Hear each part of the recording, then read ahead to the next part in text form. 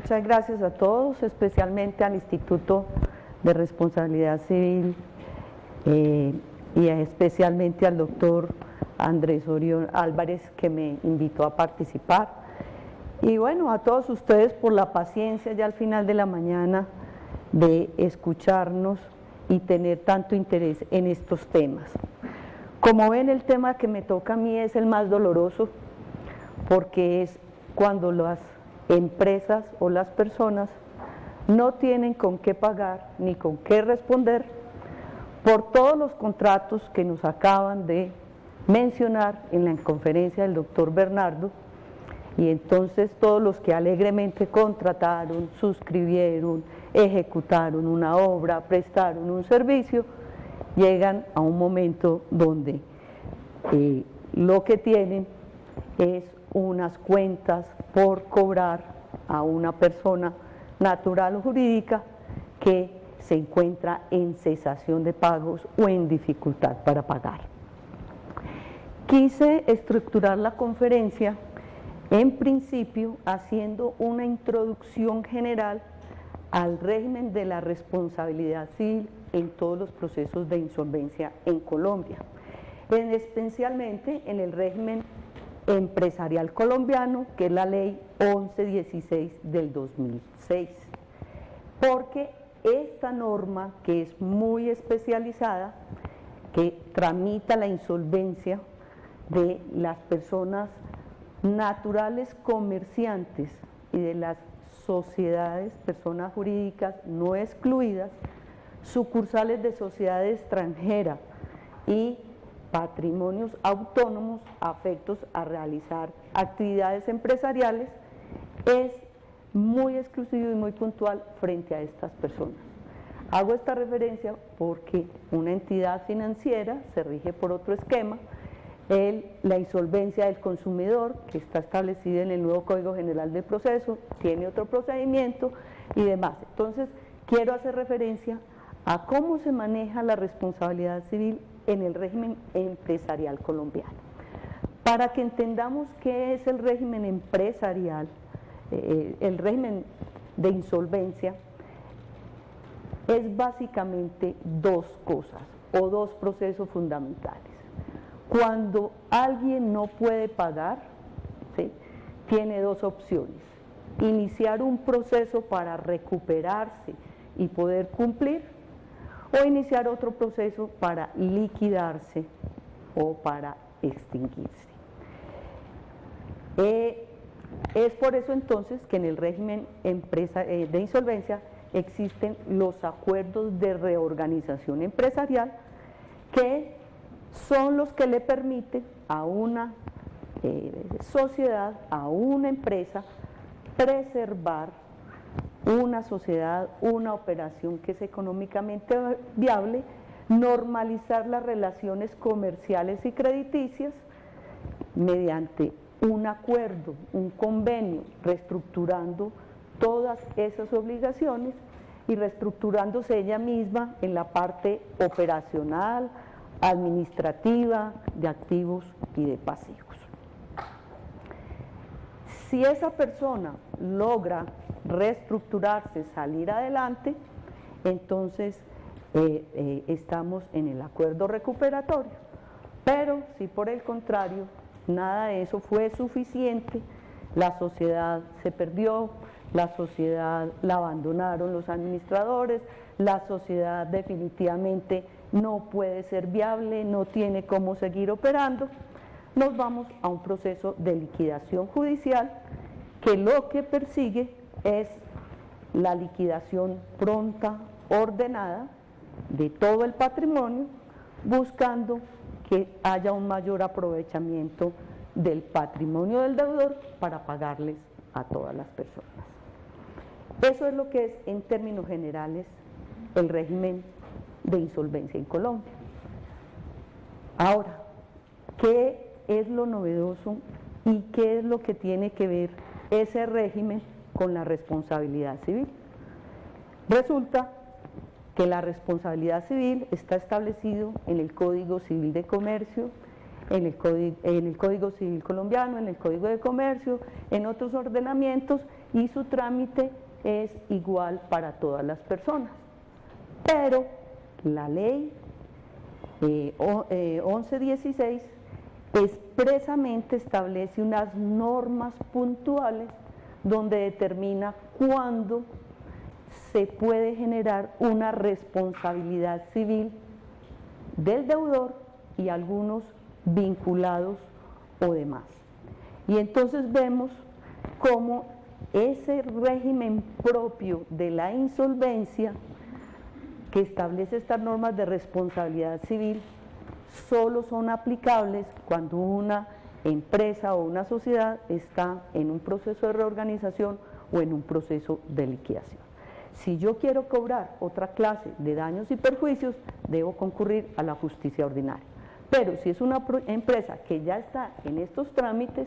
debo concurrir a lo establecido en el artículo 82 de la ley 1116 o en el artículo 61, donde establece una clara responsabilidad civil de la matriz o controlante o de los socios administradores, revisores fiscales y empleados. Es decir, es una novedad jurídica y casi que única en el mundo, donde un régimen de estos establece normas especiales de responsabilidad civil. En algún evento en Naciones Unidas preguntaban qué país del mundo tiene estas normas y yo me extrañé cuando solamente yo alcé la mano por Colombia y un país asiático. Y todo el mundo se quedó aterrado que un país como el nuestro llevara la delantera en esta materia y que fuera un referente. Y por eso estas normas a nivel internacional se consideran innovadoras, de destacar por los doctrinantes y los jueces extranjeros en temas de insolvencia. Bueno, esas entonces son las novedades, como en un régimen de insolvencia hay una responsabilidad civil. Y es que, de verdad, la insolvencia genera responsabilidad civil. Y esta responsabilidad civil establecida en estas normas, el daño lo constituye el pasivo insoluto de cada uno de estos procesos. Es decir, frente a estas acciones muy puntuales, yo no puedo cobrar sino lo que no me pagaron en un proceso de liquidación judicial o de liquidación obligatoria o cuando se me vulneran derechos en el proceso de reorganización y me violan la prelación legal. Frente al tema de administradores, miren, se aplican las normas del Código de Comercio, la Ley 222, para decir quiénes son administradores. Entonces, el representante legal, el liquidador, el factor, los miembros de junta directiva son civilmente responsables en estos procesos por la insolvencia del deudor, siempre y cuando se cumplan ciertos parámetros para que el juez de la insolvencia los declare civilmente responsables. Y frente a los administradores hay una novedad que debo destacar, es la de la Ley 1258 del 2008, en su artículo 27, del administrador de hecho. Esta norma es la de las SAS, es la de las sociedades por acciones simplificadas, que por primera vez en Colombia dice que un administrador de hecho es el que realiza,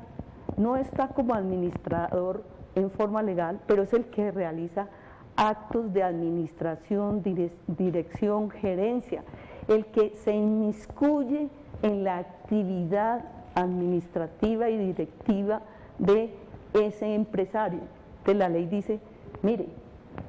ya no vamos a demandar solo al que está en la Cámara de Comercio como representante legal, o al revisor fiscal, o al contador, o al empleado, sino a aquel que utiliza la sociedad como una sombrilla, un pararrayos para evadir la responsabilidad. Y la ley permite que si es una SAS, ¿sí?, ese administrador que está detrás, que está escondido, que no es el que se ve frente a la ley, pueda demandarse civilmente y decirle: usted es responsable civilmente porque usted es administrador. Frente a la responsabilidad de la matriz o controlante, es bien importante, ya tenemos jurisprudencia, ya hay algunos casos que se han dado, la responsabilidad de la matriz y controlante. Estas normas son relativamente nuevas. La responsabilidad de la matriz o controlante surgió en la Ley 222 del 95 en el parágrafo del artículo 48, que establecía que cuando la matriz o controlante, por causa o con ocasión de los actos que ella realiza en función del control o el dominio que tiene sobre sus controladas o sus subordinadas, ejerce actos en beneficios propios o de esas controladas y en perjuicio de las que están en liquidación o en reorganización o en concordato, pues ella va a responder solidaria e ilimitadamente por el pasivo insoluto que se genere en el proceso, y establece una presunción bien importante, y es determinar que la ley presume que esa insolvencia, o sea, ese daño que reclamamos acá, es ocasionado por la matriz o controlante, por el ejercicio abusivo del poder de control que lo hace en beneficio propio y en perjuicio de los otros. Es muy común que ya todas las sociedades, algunas se manejan como organizaciones, como grupos empresariales, o simplemente hay un control de un accionista de una manera que maneja de alguna manera la sociedad, y entonces eso es lo que está determinando la ley para llevarlos a responder civilmente cuando en el ejercicio de ese poder abusivo se causa un perjuicio, y el perjuicio es la insolvencia. Por eso entonces es importante ahora, ¿por qué debo reclamar dentro de un proceso de insolvencia, llámese reorganización o liquidación judicial? Porque el perjuicio que yo no cobré dentro de estos procesos mediante una creencia, pues cuando vaya a demandar la responsabilidad civil de estos socios, revisores, mire, hay administradores y hay empleados. Hay responsabilidad de empleados. Estas normas son de verdad consideradas por la doctrina, sobre todo por la doctrina extranjera, normas muy destacadas, porque muchos empleados también son responsables de la insolvencia del deudor. Es entonces que a través de la responsabilidad de la matriz o la controlante se considera civilmente responsable en un proceso aparte. Una descripción jurídica rápida, y es que si la matriz es sociedad puedo usar esta acción, y si es una persona natural no. Aquí han existido dos posiciones, unas lideradas por el doctor Álvaro Izaza y Álvaro Londoño, que dice que solamente responden por el control las matrices que sean sociedades, que esta es una norma sancionatoria y que como tal no corresponde a quien sea persona natural. Otros, como el profesor Juan Rodríguez, establece claramente y dice: no señor, la ley habla de sociedad matriz o controlante, es decir, cualquier controlante puede ser demandado civilmente frente a esta acción y cobrarle esos perjuicios. Esos, en términos generales, son las acciones de responsabilidad civil que siempre podrán ejecutarse si nos encontramos en un proceso de reorganización o de reestructuración de quien causó la insolvencia. Aquí entonces vamos a ver qué es importante en el régimen de insolvencia colombiano. Esta es una norma general de cómo la insolvencia la podemos sufrir y padecer todos. La insolvencia del consumidor, o sea, la de la persona natural, la de la persona natural comerciante, la de cualquier clase de persona jurídica diferente de la forma societaria o no, o del ente jurídico que se quiera crear, independientemente de la responsabilidad según la clase social que sea. O podemos tener una insolvencia de un grupo empresarial, ¿cierto? Y entonces la insolvencia podrá darse también como un grupo. Y es decir, pues señor, si su objeto social y usted como persona jurídica hoy está en liquidación, en reorganización, yo puedo entender que usted conforma un grupo empresarial y que la insolvencia de estas personas contaminan o llevan a que todo el grupo pueda sufrir insolvencia. Es muy común que si uno de mis vinculados,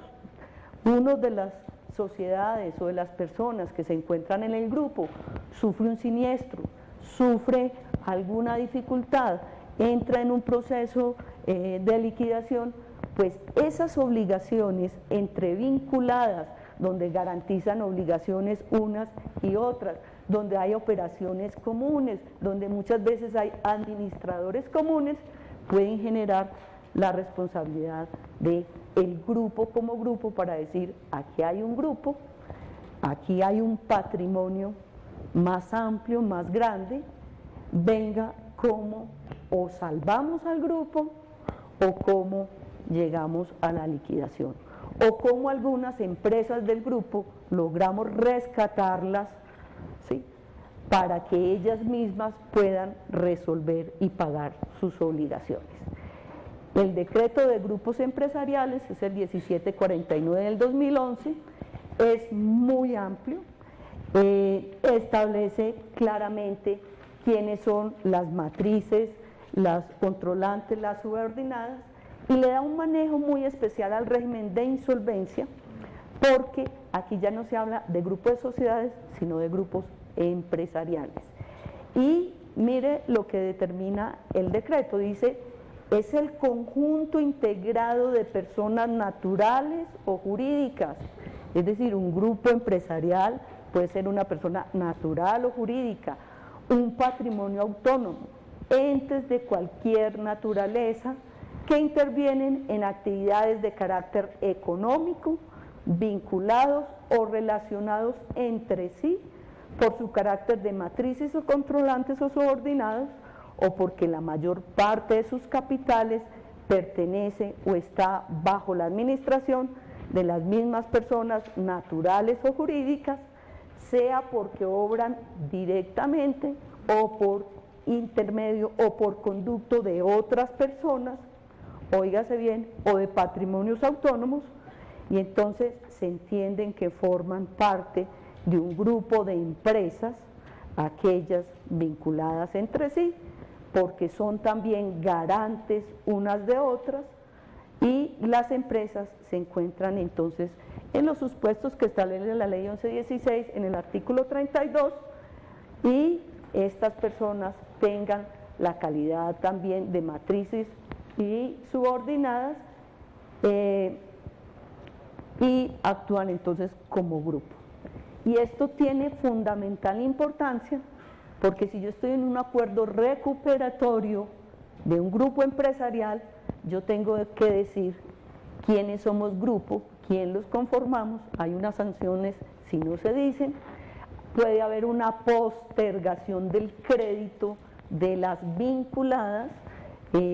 Ustedes saben, en los regímenes de insolvencia son universales, son pluripartes porque hay un deudor y muchos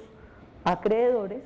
y las partes serán todos esos acreedores y ese deudor, y por lo tanto entonces esas partes habrá distintas categorías, unos serán trabajadores, otros pensionados, otras hipotecas, ofrendas o entidades del Estado por impuestos, por contribuciones, otras por reclamaciones de indemnizaciones,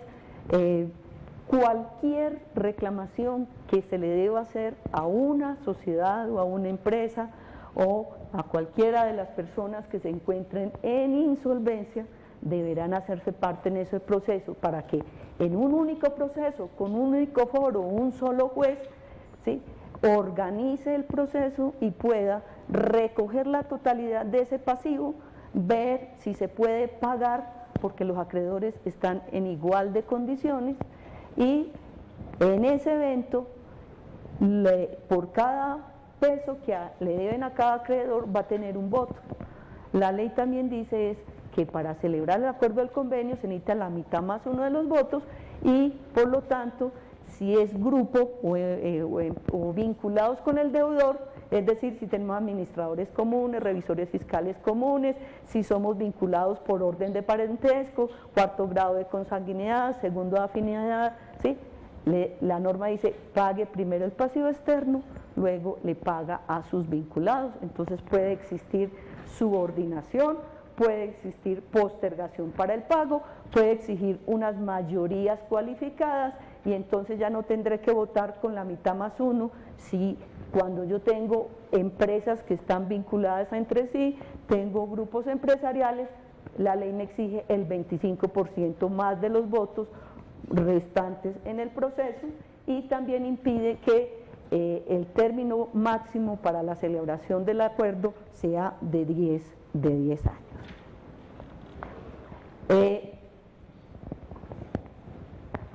¿Qué pasa y por qué el Estado protege el grupo y la organización? Por un lado le da responsabilidades, pero por el otro lado el Estado debe proteger los grupos empresariales. La insolvencia de una de las sociedades de grupo no me deben llevar a que arrastre la insolvencia de las otras. Y por eso en el decreto de grupos empresariales se establece cómo yo puedo celebrar o un acuerdo por cada una de las sociedades o un acuerdo de grupo donde pueda haber coordinación de los procesos, no acumulación, sino coordinación procesal, puede haber coordinación financiera y administrativa, puede haber coordinación de las negociaciones, designar un solo promotor, a él presentarle todos los créditos, tener una sola comunicación a las entidades correspondientes y también puede existir que algunas sociedades, unas son dueñas de un porcentaje de unos valores y se deba vender en bloque toda una unidad o un bien, entonces no es lo mismo cuando yo vendo la integralidad que cuando vendo derechos o porciones de los negocios. La prima por dominar un negocio pues también vale más, es diferente y todas esas circunstancias son importantes en el proceso de insolvencia. Igualmente lo relacionado a la información. No es lo mismo mirar una sociedad solita que se encuentra en un proceso de insolvencia a tener la toma de información de todas las sociedades de grupo donde se puedan verificar qué actuaciones hay entre vinculados, cómo son sus estados financieros consolidados, qué actuaciones y hasta dónde se ha profundizado ahí en el tema. Expuesto esto, hay una actuación especial porque el único juez de la insolvencia empresarial en Colombia hoy es la Superintendencia de Sociedades, que actúa como un juez civil del circuito, es decir, no es la entidad administrativa, no son las normas de derecho administrativo las que la cobijan, son las normas del Código de Procedimiento Civil o Código General del Proceso, las normas de insolvencia, las normas del derecho comercial y societario. Entonces, hay una jurisdicción especializada en cabeza de la Superintendencia de Sociedades y en materia de insolvencia empresarial. Y esa competencia es para tramitar el proceso de reorganización o de liquidación en única instancia o el régimen transfronterizo, es decir, cuando nuestros jueces homólogos en el exterior tienen vinculados activos o bienes o acreedores con personas en el exterior, entonces la superintendencia actúa ahí como un juez transfronterizo. Y para la les informo también, es un proceso de única instancia, es decir, el único que tiene competencia en sus decisiones es el juez, con decisión de revocarlas, él mismo no tiene apelación. Frente a la responsabilidad civil, ¿cierto? Porque por un lado entramos los procesos de reorganización y liquidación,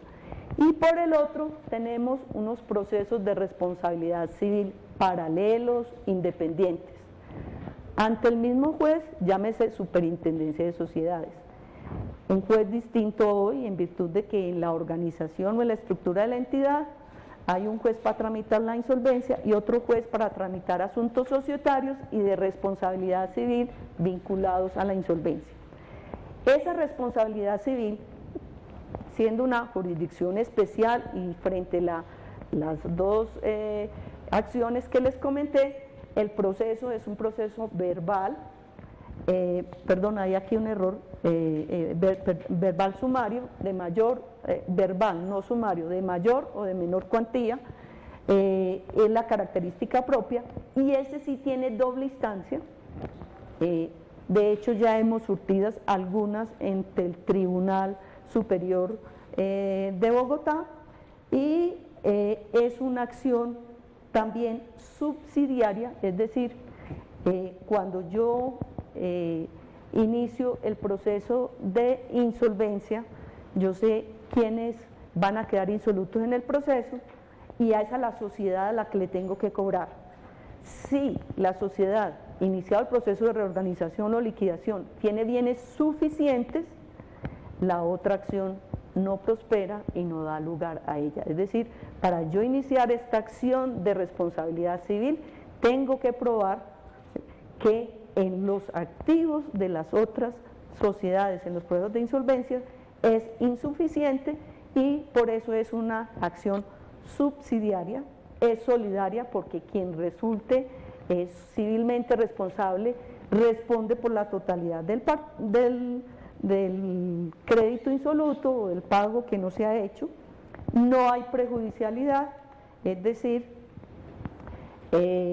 cada decisión es independiente, si son civiles o no civilmente responsables es una cosa, y la insolvencia es aparte.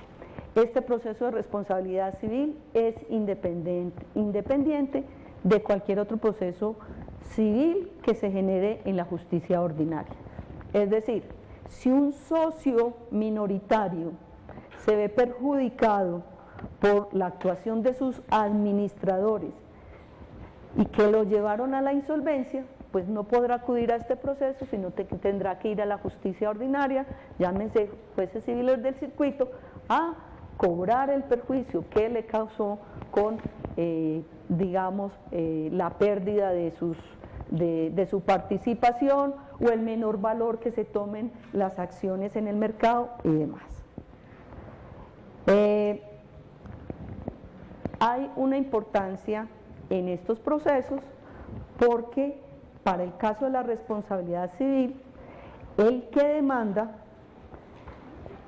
lo hace en beneficio de la masa. Es decir, yo no soy el que me estoy beneficiando directamente como acreedor, sino que somos todos los acreedores.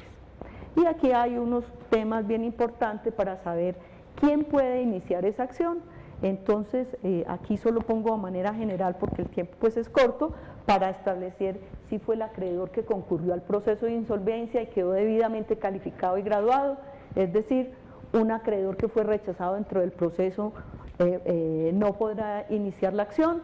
un acreedor que fue reconocido extemporáneamente, es decir, llega tarde al proceso de insolvencia, o un acreedor que fue postergado, ¿cierto? Entonces, estas actuaciones son importantes, solamente las relaciono para efectos de ver cómo estas acciones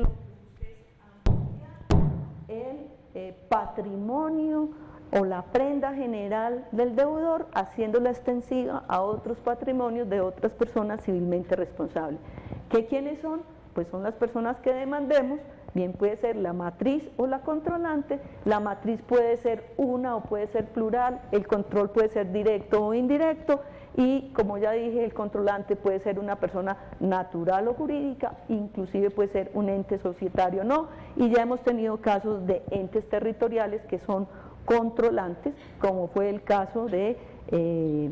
Vegachí, donde el municipio de Medellín fue declarado controlante de esta sociedad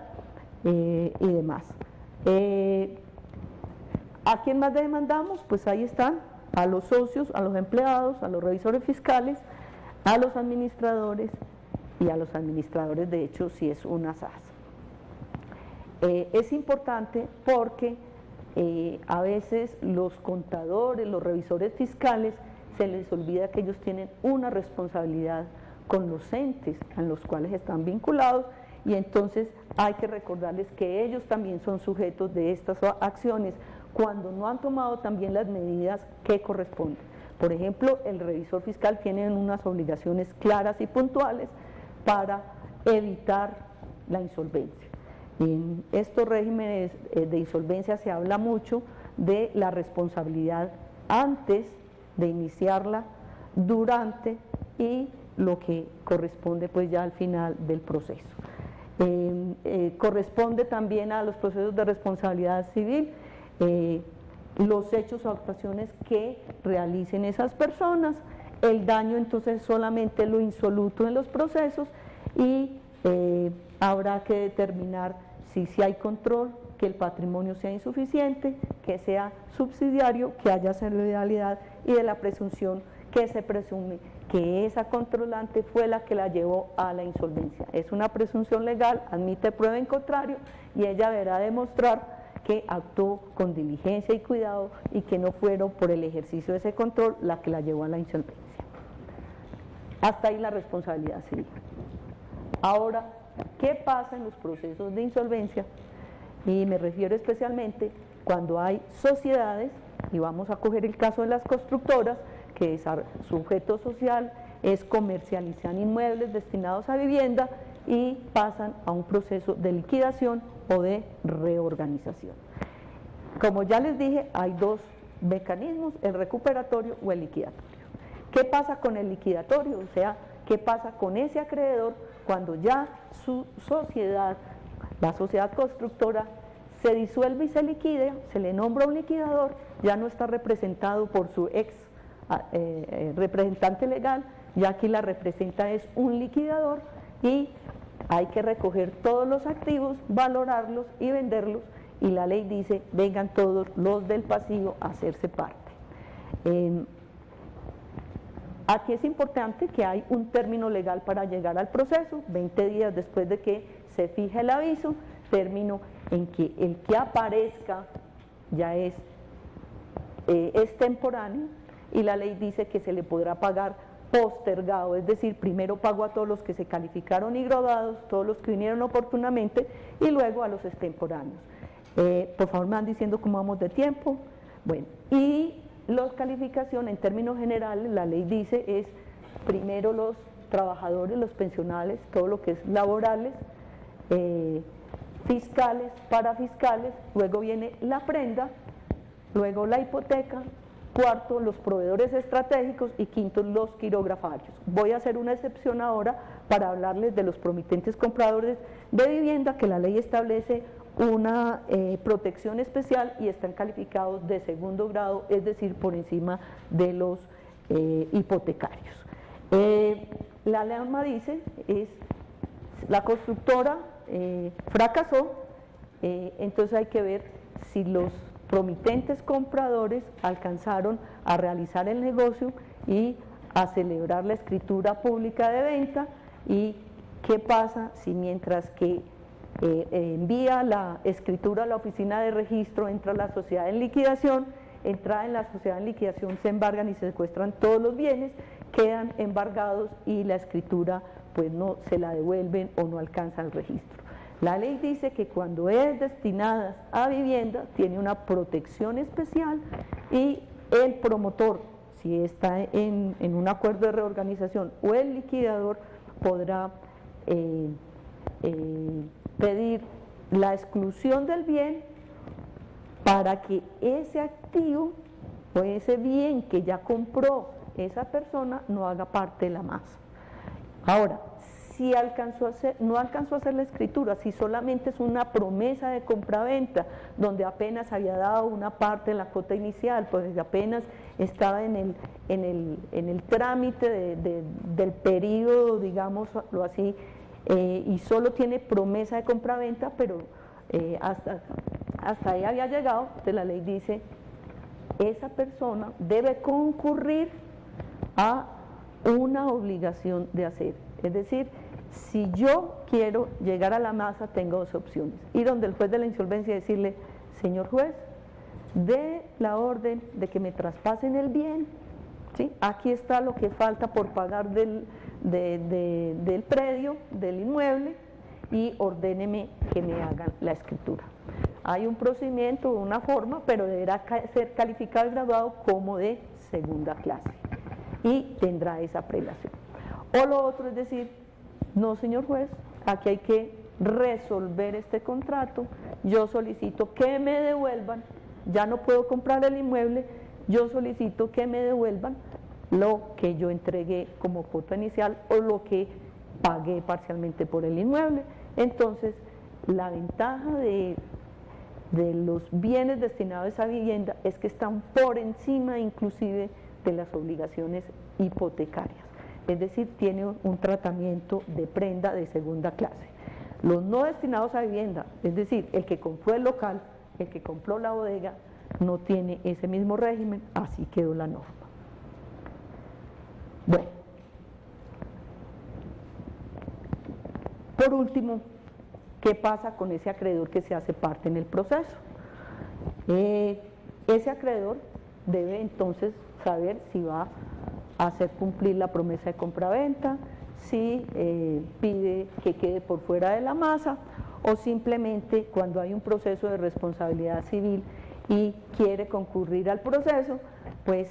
debe acudir bien sea en la calidad en que se encuentre. En principio, si hay un proceso de responsabilidad civil objeto o en contra del deudor o del que está en insolvencia, pues ya se inició un litigio, ya hay un proceso en la justicia ordinaria, porque recalco, quien dice si es civilmente o no responsable de cualquier indemnización es la justicia ordinaria, salvo las dos acciones que vimos ahora que son diferentes. Entonces será un crédito con un carácter litigioso. Para los procesos de liquidación se debe hacer una provisión, una reserva sobre las pretensiones de esa demanda, para que en el evento de que el fallo salga a favor de ese acreedor y en contra de la sociedad en liquidación y reorganización, pues se deje un remanente para pagarle a esa persona. ¿Qué pasa ahí? Pues que esa persona tendrá que esperar a que esa sentencia o ese fallo quede en firme dentro del proceso. Bueno, ¿qué pasa si no se han iniciado esas acciones dentro del proceso? Puede existir que la persona llegue al proceso a reclamar como un crédito contingente, es decir, sujeto a una contingencia, a un hecho futuro e incierto. El caso, por ejemplo, no es lo mismo la responsabilidad del constructor frente a un inmueble que hay que derrumbar, que hay que implosionar, a uno que deba repararse o de cualquier otra responsabilidad. Entonces pueden estar sujetos la indemnización o el reclamo de esa responsabilidad a hechos futuros que en el proceso de insolvencia pues a veces no se van a poder determinar y quedarán sujetos a esa contingencia o a ese hecho futuro incierto. Pero también puede ocurrir que la persona, no teniendo ni proceso ni yendo, vaya y reclame y presente ante el liquidador o ante el juez del concurso la reclamación de la creencia, caso en el cual el juez debe reconocerle la obligación si la misma es reconocida por el deudor. Me explico. Si no existiendo ni litigio ni de nada, pero el acreedor dice, estos son mis perjuicios derivados de cualquier hecho indemnizatorio, entonces el juez, si el deudor acepta esa responsabilidad y si la cuantía, se ponen de acuerdo en la cuantía, podrá entonces reconocerle esa obligación por un monto cierto y determinado. Y aquí entonces es importante la aplicación del juramento estimatorio, sobre todo para lo que tiene que ver con los perjuicios patrimoniales, que la ley permite que quien reclama esa indemnización bajo la gravedad de juramento, pues diga cuánto es su cuantía, cuánto es su obligación. Esto simplemente es una prueba de la cuantía, más no de la responsabilidad, pero podría tomarse perfectamente válida si el deudor no la objeta y demás. Es decir, si yo presento un crédito y el deudor no me rechaza ni la cuantía ni la responsabilidad, se corre traslado de la calificación y graduación no objeta, y así queda en la calificación y graduación. Quiere decir que se ahorró un proceso de responsabilidad civil en la justicia ordinaria y que logra que en el proceso concursal reconozcan sus obligaciones y sus acreencias por los valores allí establecidos. Si hay diferencia, entonces podrá objetar, bien sea la inexistencia de esa obligación, su cuantía o su pago, bien sea porque ya se le hubiera pagado total o parcial. Eso es como en rasgos generales lo que ocurre con los créditos que se presentan en esta clase de procesos. La responsabilidad de cualquier deudor es la de cumplir con todas sus obligaciones civiles y comerciales que están establecidos en la ley y que de alguna manera no se exoneran por la insolvencia. No sé, esto es en términos generales, pues haciendo un resumen de una manera muy sintética de lo que ocurre en los procesos como tal. Quedan unas inquietudes de carácter legal y para estudiar es qué pasa con los procesos que ya están en la justicia ordinaria, qué pasa frente a las acciones de grupo. Ya hemos tenido la experiencia en algún proceso de responsabilidad de insolvencia de Cali, de la sociedad Sorrento, donde en virtud de una acción de grupo se protegió los intereses de Encali y el juez determinó en esa acción de grupo que ese era un gasto de administración que tenía una prelación o preferencia frente a toda la masa. Ese es como el único caso así especial que hemos tenido. Responsabilidad de matrices y controlantes, pues tenemos la de Argos, Fabricato y Coltejer frente a Industrial Hullera, que ha surtido un tránsito legal en la justicia ordinaria y que a partir de la vigencia de la ley 1116 pues ya no tiene competencia en la justicia ordinaria sino la superintendencia de sociedades. Bueno, muchas gracias, espero entonces que haya surtido las expectativas para ustedes.